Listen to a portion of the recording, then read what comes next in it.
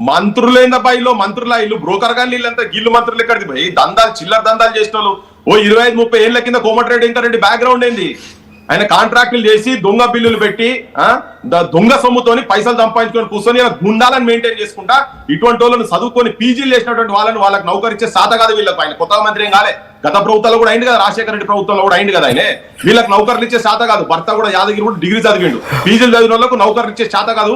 ఈ గుండాలను మెయింటైన్ చేసుకుంటా ప్రజాస్వామ్య వ్యవస్థను, రాజ్యాంగాన్ని రక్షణ చేయాల్సినటువంటి రాజకీయ వ్యవస్థను పోలీసు వాళ్ళు కాకి బట్టలు వేసుకున్న వాళ్ళతో కుమ్మక్కు పోలీసు వాళ్ళు వాళ్ళ కుమ్మకై వీళ్ళందరినీ దగ్గర పెట్టుకొని ప్రజల మీద దమనకాండ చేసి దారుణానికి ఉసుగొలుతున్నారు. మేము ఇంతమంది నిన్న అన్ని ఛానళ్లు పోతే ఆడోళ్ళు గుండా లెక్క ఆడోళ్ళు కూడా వచ్చి వాళ్ళ ఇంట్లో కూడా పంపించారు మా మీదికి. సరే వాడు వచ్చి కాంగ్రెస్ గ్రామాధ్యక్షుడట, ఆయన ఎక్కనే పోలే అని. అరే ఎక్కపోయినప్పుడు నీ పోలీసు వ్యవస్థ ఉన్నది కదా. రేవంత్ రెడ్డి ఏం చేస్తున్నావా, ఆయన ఫుట్బాల్ ఆడుకుంటా మెస్సీతో ఫుట్బాల్ ఆడే సోకులో పడుకుంటూ తిరుగుతున్నాయనే. ఏదో ఎర్ర టీ షర్ట్ వచ్చి కాదు, నీ పల్లెలు ఎర్రబడుతున్నాయి. ఆడ ఏ ఊర్లో ఏమైతుందో తెలియదు, హత్యలు జరిగే పరిస్థితి ఉన్నది ఈ ఊర్లల్లా. ఇంకా కిడ్నాపులు చేసుకోబోయి ఉచ్చలు దాగిపిస్తుంది రాజ్యంలో.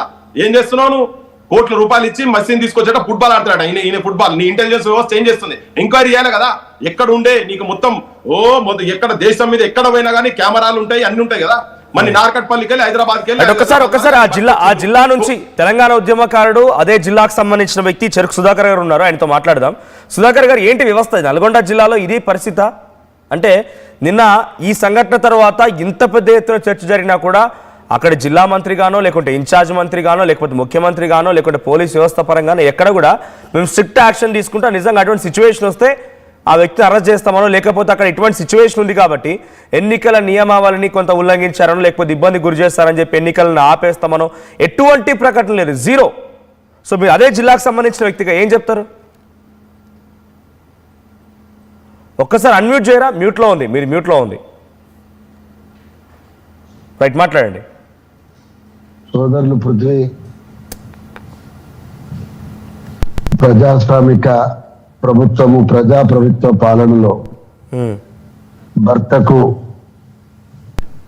మూత్రం తాగిచ్చే దురదృష్టానికి అదృష్టానికి నోచుకున్న ఆడబిడ్డ, అదేవిధంగా కేంద్రంలో ఒక ప్రభుత్వం ఉంది, ఆ ప్రభుత్వం తరఫున దీంట్లో మాట్లాడుతున్న సోదరుడు శ్రీనివాస్ పృథ్వీరాజ్ అయితే తెలంగాణ ఉద్యమంలో ఒక హీరో, వాళ్ళ తరానికి ముందు తరంలో వాళ్ళ నాన్న కూడా ఒక హీరో. ఇంతమంది మనం మాట్లాడుకుంటున్న ఒక అంశంలో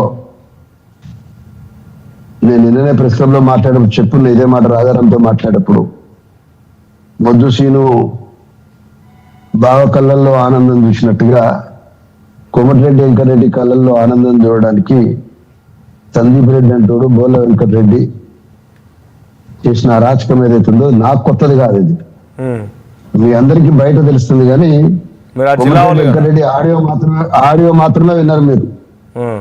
కోమటిరెడ్డి ఆడియోకు ముందు ఫీల్డ్ లో పనిచేస్తున్నటువంటి ఈ ఇద్దరు బట్టి పాదయాత్ర నల్గొండ నుంచి నకరకల్ వచ్చిన సందర్భం లోపల నకరకల్ నడి చౌరస్తా మీద నేను కాంగ్రెస్ పార్టీకి రాష్ట్ర ఉపాధ్యక్షుడిగా ఉండి రాహుల్ గాంధీ గారు ఒకవైపు ఖర్గే గారు ఇంతమంది పార్టీలకు రావాలన్నప్పుడు వచ్చిన తర్వాత జరిగిన అవమానం అది భాషతో చెప్తే సరిపోదు. అప్పటికే సందీప్ రెడ్డి ఎల్లమ్మగూడెం మాజీ సర్పంచ్ విజయరెడ్డి చంపిందంటూ నిందితుడు. ఆయన నా పక్కన చేరి బట్టి వేదిక మీదకి రాకుండా నేను పిలవకుండా మొత్తం నా మెడ చుట్టూ ఒత్తేస్తున్న వీడియోలన్నీ కూడా మీకు ఒకసారి వీడియో పెడతా, అందరు బయట ప్రపంచం చూడండి.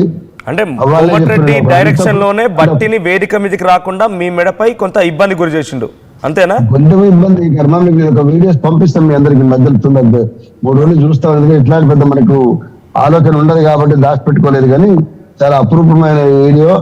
బావమ్మడి వెంకటరెడ్డి గారి కళ్ళల్లో ఆనందం చూడదలుచుకున్నటువంటి సందీప్ రెడ్డి కళ్ళల్లో ఆనందం చూసిన మంచి చెప్తుంటాడు కూడా చూడాలి కదా. అందుకోసము చూపెడతా, అది కూడా చూపెడతా. ఇట్లా ఆడియో ఎట్లయితే వచ్చింది అది కూడా చూపెడతా. అలాంటి ఎంత బాధగా ఉంటుందంటే పృథ్వీకైనా అలాంటి వాళ్ళకైనా ఎంత సంఘర్షణతోటి తెలంగాణ ఉద్యమంలో పాల్గొన్నాము, ఎన్ని ఉద్యమాలు